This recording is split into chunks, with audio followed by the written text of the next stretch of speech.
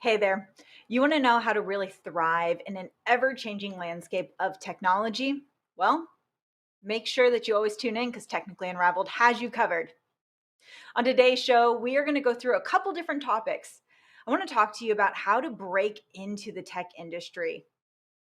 I know sometimes people are knocking on the door. How do we get you in? I also want to talk about the value of community. Last but not least, it's a timely thing, and we've got an expert here to talk about it. So, we want to talk about Microsoft renewal timelines. Let's dive in.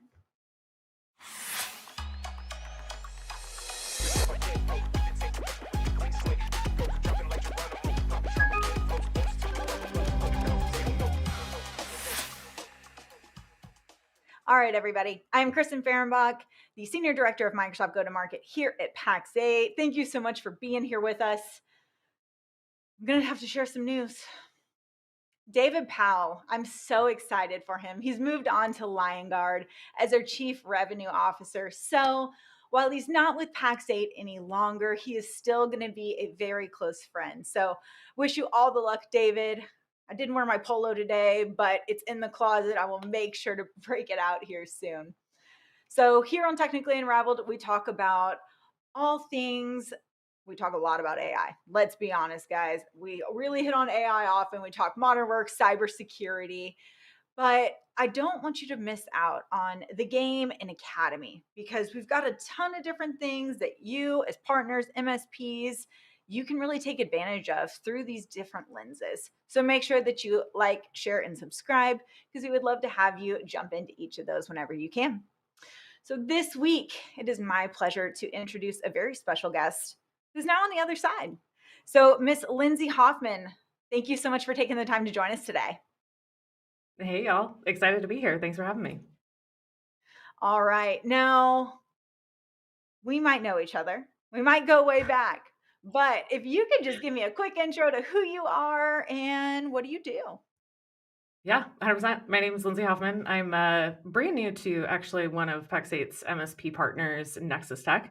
I'm the senior partner manager here and have, again, long road and history prior with you, Kristen, Pax8 alum, Microsoft alum, and really excited to be here with you today. Well, I am so excited to have you on the show. We're going to try to keep this to 30 minutes, but we might get a little excited. So let's just see where we get Yeah, to today. So, love um, it. I would love to know, like, we got to start it with a fun fact because, well, I'm a little nervous to start this with a fun fact, but let's hear a Yeah. fun fact. Lindsay. I'll keep this one light since we've got a lot of fun facts between us. But fun fact: I'm from a very small town in Texas, but avid traveler. I've hit 27 countries, still counting, and still ticking them off every single day. So love to get out and travel. Oh, I love it. What is your favorite one? You can't just leave me with 27. I mean, we could say Jamaica, we could say Germany, we could say Prague. Right. There's a lot of places that I've been that I absolutely like love. I think just immersing yourself in new culture, learning new things about different people has been really fun. But there will always be a special place in my heart for Germany. I lived there for 5.5 years, almost 6 years. My son was born there.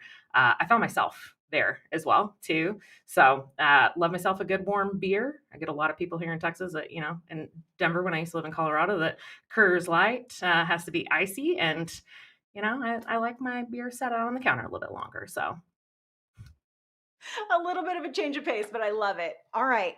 So we've got a variety of topics that I'm really excited to talk with you about because I might have hinted to it. We've known each other for a long time. And I mean, you didn't have a college degree, but you've got just so much hustle behind you, Lindsay. And so I would love to just get your perspective in breaking into tech. yeah, for sure. And I love that, like you're bringing this up. This is a great conversation. I think there's a lot of stigma around, especially coming into technology, that you have to have this like crazy accolade of career behind you when it comes to college and what school you went to. And my journey in IT really, it's anything but traditional. I started my career in the hospitality industry, working in restaurants around the world before I really had the opportunity to transition into tech. Again, I have no formal college degree. I've been really resourceful, self-driven to learn and to teach myself. And I think a key part of it as well was networking and building really deep and dynamic relationships across multiple different industry access points, whether it be, groups, or whether it be companies that I've worked with, individuals that I've worked with, things like that. Um, and I would say one of the biggest lessons that I've learned, is that skills and experience really often outweigh degrees in tech. Like what I was saying, it's about immersing yourself in learning and continuing to keep that practice and habit a part of your daily life every single day. So, whether you're going through things like industry certifications, whether you're, finding amazing mentorships, or really just simply saying yes to like the opportunity to get into stretch projects or other areas of the business that you didn't have access to. That's a lot of where my success has come from. I climbed from an entry level to an executive leadership position before I was 40.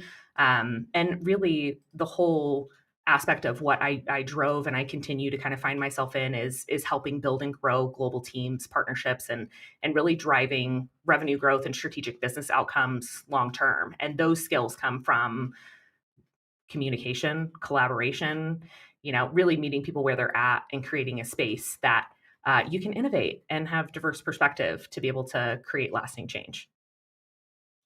You know what's really funny is so many of the people that we've worked with, they came from hospitality. And I don't think that's by Yep. chance, right? Like, I think it's Mm-mm. so unique in that space because, like, you might say, "Oh, well, they don't have this experience, they don't have that."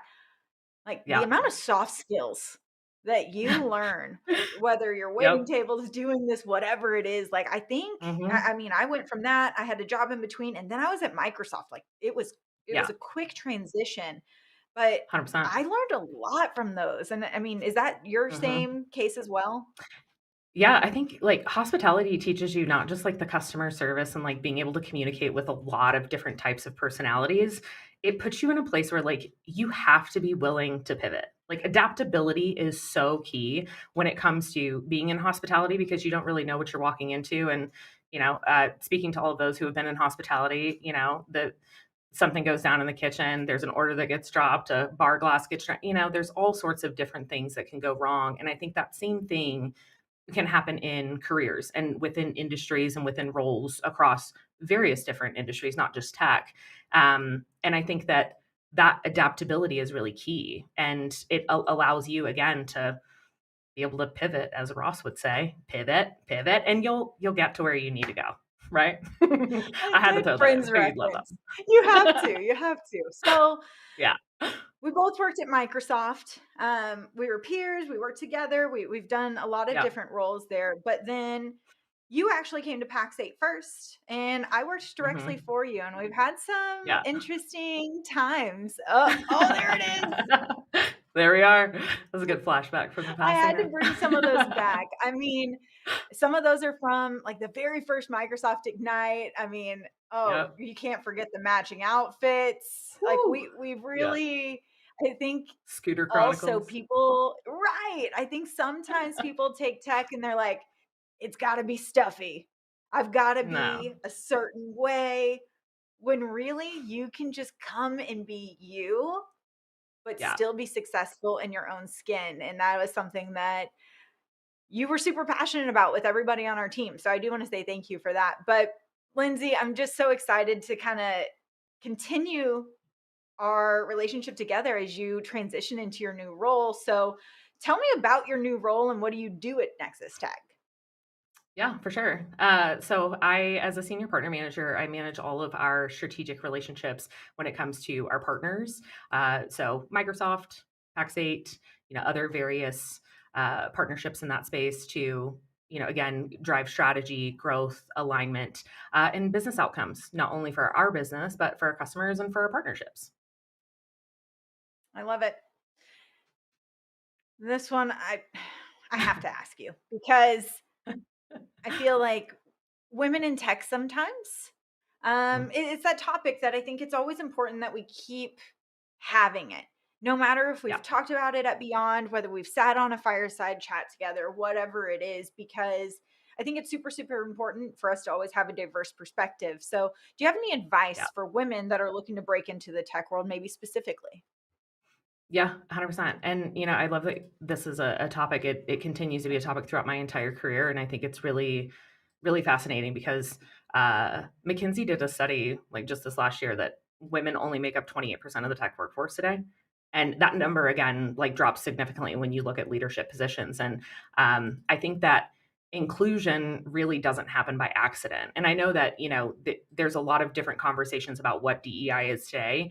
I really just want to focus on the inclusion aspect because I think inclusion is so important. And it doesn't necessarily have to be about intersectionality. It's more about just intentionality of ensuring that every voice in the room is heard, that every person has their personal perspective because we're all unique, right? We're different life experiences. We've grown up in different places. We've worked in different jobs. We've worked for different companies. So we have a different way of processing information and providing feedback or innovations or growth to the business. So I think all up, like being, again, very intentional about inclusion. I've worked with a lot of organizations that have gotten it right, and I've worked with a lot of companies and organizations that have struggled in the space. I think the companies that really succeed at inclusivity have really three things in common. And I think number one, it's really about prioritizing an equitable hiring experience. And this is not what I think a lot of the traditional DEI space you look at saying, oh, I need to hire for every 10 men, I need to hire one woman. I think it's getting rid of that and using what I like to call blind resume screening. And that where it has nothing to do with a number to hit. It has nothing to do with, looking at the identity tags. It really just has to look at who's the talent and who's the person sitting right in front of you. What are the skills? What are the capabilities? And that just, again, removes some of that biasness. I think as well, like having a mentorship program. I know that sometimes this can truly be an afterthought when it comes to companies. There's a lot of things that go into learning and development and growing your staff. But I think with companies with like really structured mentorship programs, they not only have a higher retention rate, but they have a better just culture. They have a community of people that get to lean on each other. And like you and I, like, we've grown throughout our tech industry together throughout our careers and in various different companies and various different places. And I think, having that type of network around you, that you have allies and you have people that, again, you go into different jobs and different companies, but you can still lean on each other and gain perspective and challenge each other and, support each other's growth. And lastly, I think the big part is a culture of belonging. And that is the small things. That's making sure that everybody has equal time to talk in meetings. You're encouraging, kind of like what you were talking about with our team back in the day is, you want everybody's perspective to be heard. And if you notice that somebody's not saying something, then speak up. Or if they're getting overlooked, amplify it. You don't have to be the leader or the manager of that team to say, hey, Kristen, I didn't hear you give your perspective on this initiative. What do you think about this? Please share so that you make space for that person that maybe doesn't feel as if they should be taking up space. And so I think a lot of that is really the core of driving that inclusive business around everything that we do. I love it. And I know you used to have to call on me. I was very quiet, never gave my opinions at all. Yeah, no, No, I wouldn't say it was you. however, it's so important to just kind of take that pause sometimes. So I really thank you so much for all that. And I think it's really just important to continue that conversation as we grow. And I Yeah, will say 100%. for anybody that is looking to get into it, lean on those people. Like you've made those connections. And every single boss that I've had that I can even think back to, like I still keep in contact with everybody. Mhm. And it's Yep. just you build your own community around you. So with the Yes, and advocate community, for yourself. Yeah, yeah, that's the advocate for whole yourself part. in that They're gonna help community. as Yep. well. I love it. Mhm. Okay. We've talked about building your own community. Now, I want to take that transition point and move into the value of community as a whole. And Mm. so at Pax8, one of the main visions that we have is how do we continue to help partners build community? How do we continue to make resources available? So, I mean, you're still integrating into NexusTek, but what Mhm. value do you see Pax8 being able to deliver to you as a business and a partner? So I think Pax8 has various different resources. I think diving into not only just the access point of like the marketplace and what that does for your business, and streamlining, consolidating, and making things easier to, as us as MSPs to be able to run our business and give us time back. But I think it also gives us access to training and enablement, just like what I talked about in the beginning of this, of upskilling and continuing to drive your education piece. I look at resources like Pax8 Academy. I look at your Microsoft monthly updates. I look at a lot of those different various levers that you can pull throughout the business to be able to, again, not necessarily feel like you're alone. And there's this great community and ecosystem account team surrounded by you where you're encapsulated in this ecosystem of support, that if there is something that you're not a subject matter expert on, or there's an area of your business that you're looking to scale, you just have to ask for help. And those people are there to be able to lean in and to be able to help escalate and elevate your business in the areas that you want to strategically grow in. And I think that's something that's unmatched. And again, it's kind of in that same mentorship, but having allies and having those people together in an overall ecosystem and relationship, again, not only strengthens your own business, it strengthens the entire ecosystem of the IT channel. I love it. And it's funny. So we do obviously events all up. So I know that we have our events page, and I mean that goes through, beyond, which I'm excited to see you at, but it also goes through launch briefings. We've got mission briefings, but we also have vendor specific offerings such as like Microsoft boot camps, right? Lyndsey, I know a ton of your team actually attend some of these technical trainings.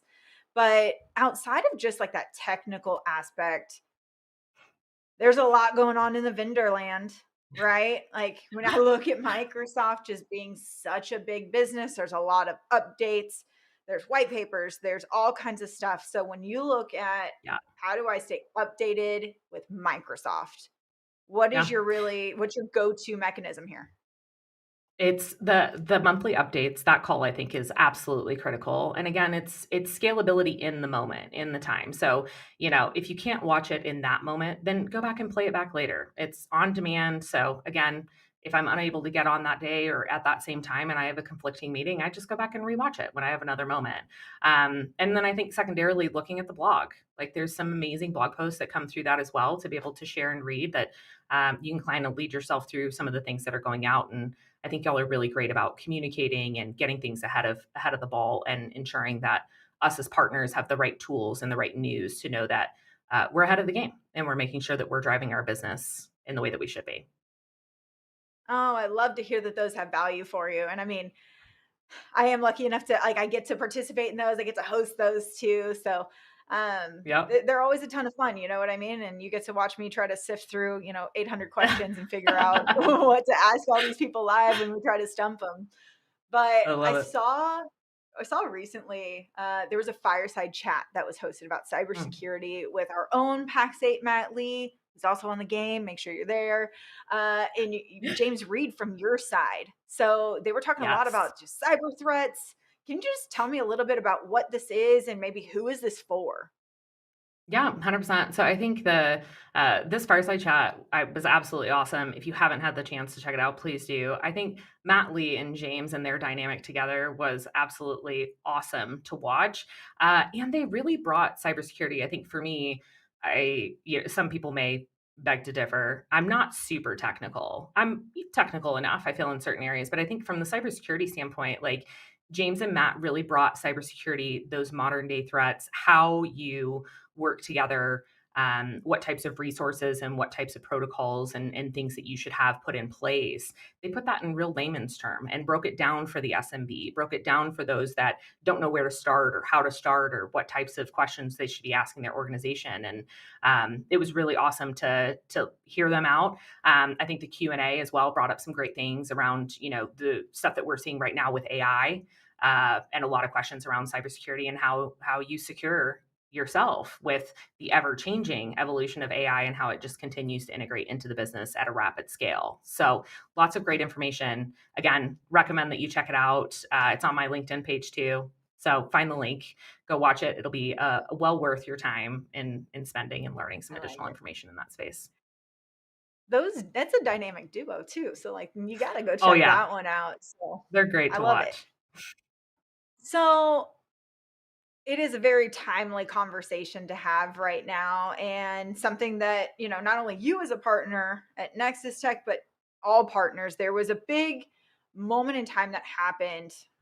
It feels like it should have been a decade ago. It wasn't that long, when everything transitioned into the new platform, new commerce experience. We call it NCE. I know we talk in acronyms sometimes, so I want to make sure we're all on the Yeah. same page.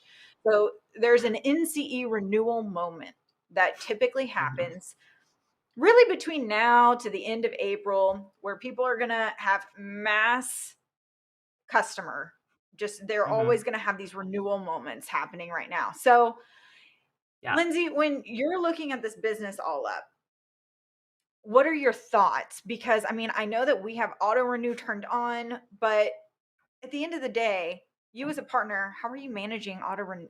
Not auto. I'm like auto renew.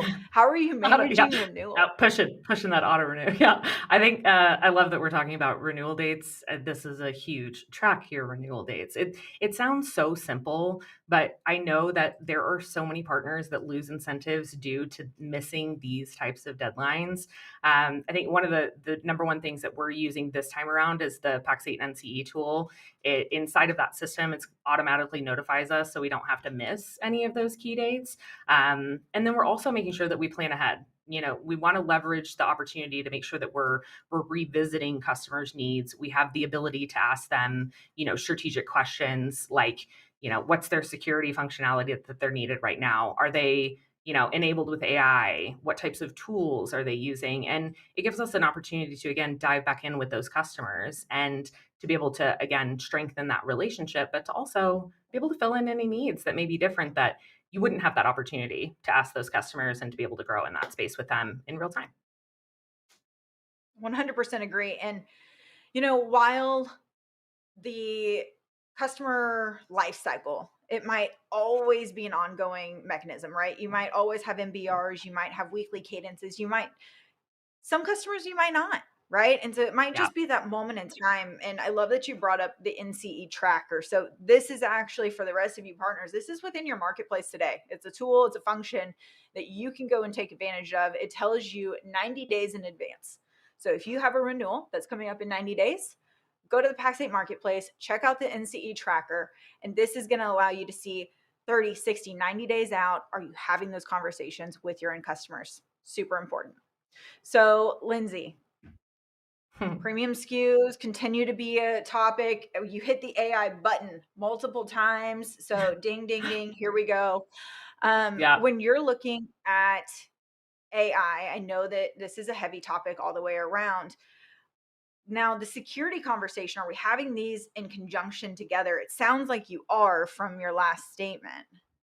Yes, I think that they go hand in hand.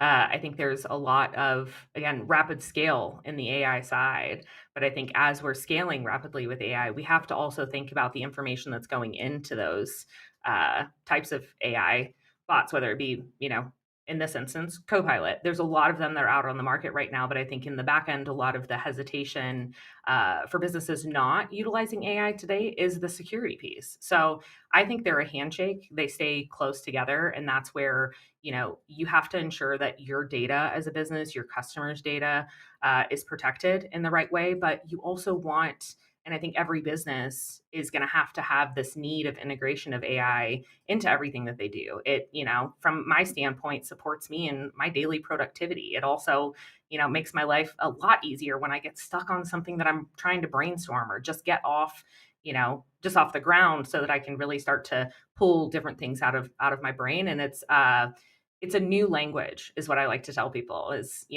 it's talking and learning to communicate with another type of thing. But you have to be safe and secure with that. You wouldn't just meet somebody on the street one day and give them all of your information, your birthday, your where you live, your phone number, and all of that, right? And that's kind of the same relationship with AI and security is you don't want to just give every little bit and piece about you, but you still want to have a communication. You still want to build a relationship. You still want to, learn from each other. And so I think taking that same type of human experience into the AI experience, you have to kind of think about it in that same type of term. You don't meet people and just hand out your social? No, no. I mean, not She's not like, these and days. no. Yeah, No. So nope. Yeah. I love how we're, kind of piecing this together because, okay, so great, we're having the security-led conversation. Um, I think it also leads us into having that AI conversation. And are they Mm. using maybe M365 Copilot? Sure. I understand the cost of that, but maybe they have a couple of users on it using Copilot chat. Is that kind of what you're also saying? Yeah, I think it's one too that, like you said, like it may not be a ton of users, but we're seeing that there are individuals that are curious and they're incubating and beta piloting quite a few. So maybe they choose a department to get Copilot started in before they completely scale it to the entire organization. And I think that's totally natural. Just like any other type of digital transformation within a business, it takes a scalable timeline. There's a roadmap to get to, what the overall dream state is. And so uh, very much seeing that with Copilot and with a lot of the AI as we continue to grow to this year. Awesome. I love it. Well, I feel like that transitioned us because now you're talking about how you're productive with Copilot. I know you use it. I know I use it in my personal life, my work life. It's on my Yep, phone. I live in a Copilot world, I think. So, what is everywhere. your Yep. favorite Copilot tip? Ooh, there's a couple. You want me to just choose one? I think Yeah. the functionality of being able to consolidate all of my information, meeting prep for me is one thing that, like, the fact that it pulls all of the information from my emails, from Teams, from various different areas, and I don't have to go seek and search for that information as I'm prepping for a meeting. One click of a button, say, "Hey, prepare me for this meeting on my calendar," and it pulls and integrates everything for me, I think is a huge time saver. And then the other one is just secondarily hitting on that brainstorm feature, like being able to just, again, kind of have a third party perspective. I may have 10% of the idea and I don't know where to go from that. Just getting in there and having a conversation to say, okay, ask me these questions or lead me through this, or what do you think about that? Is something that saves me time day to day. And I get out of that stuck. Cause I don't know about you, but I'm a narrow spicy and that ADHD some days I can be over here, over there, and all the places. And I feel like Copilot really and AI brings me in and centers me and allows me to, again, kind of grow and learn in that way that I need to. And it gives me a box to live in where, if not, you've been in the room when I've done some of these meetings, you'll have balls flying all over the place. So Ah, love that I one too. agree. I can't agree Yeah. more because if I Yeah. have somewhere to start, it's easy to kind of rip it apart, right? But like if I Yeah. stare at that blank page, I'm like, oh, Hmm. bless us all. Here we go. Yeah. So, Lyndsey, this time is just flying by. So, first off, I want to say thank you so much for your time coming onto the show. But any final thoughts before we say bye? I just think, again, from the women in tech, from AI, from all of that, stay pivotable, like be adaptable, pivot. And again, like advocate for yourself, advocate for your business. And AI is not going to go anywhere. So get out there, be a student, learn all that you can, and just continue to challenge yourself and challenge your business and build a beautiful community and network just like we have right here. I love it. Lyndsey, thank you so much for your time. I will see you soon. Thanks. All right, everybody. There's actually a guy behind the camera that pushes the buttons and makes this whole thing happen. So we are going to throw it over to the Copilot tip of the week with Stephen Willis.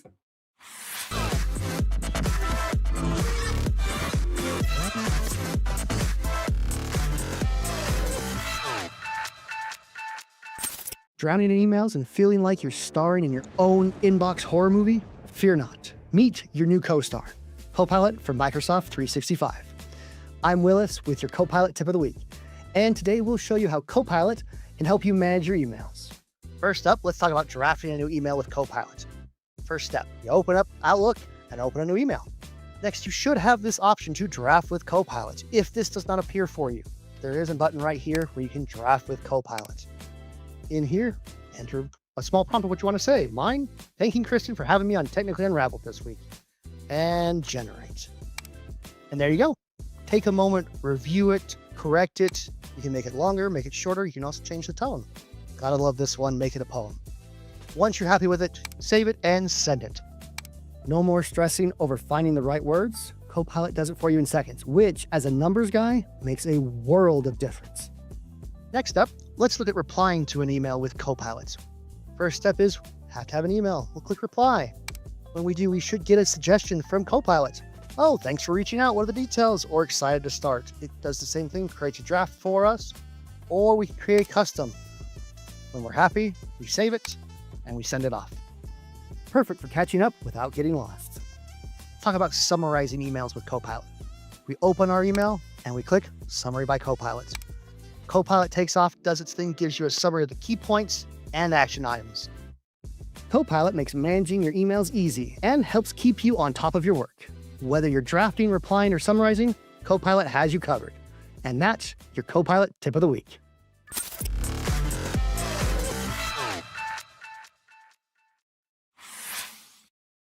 Oh, great tip, Willis. Thank you so much. And Lyndsey, thank you so much for joining us once again. It's just such a thrill to be able to bring all these pieces back together. So thank you to both of you. Now, I will say, I will see you in 2 weeks.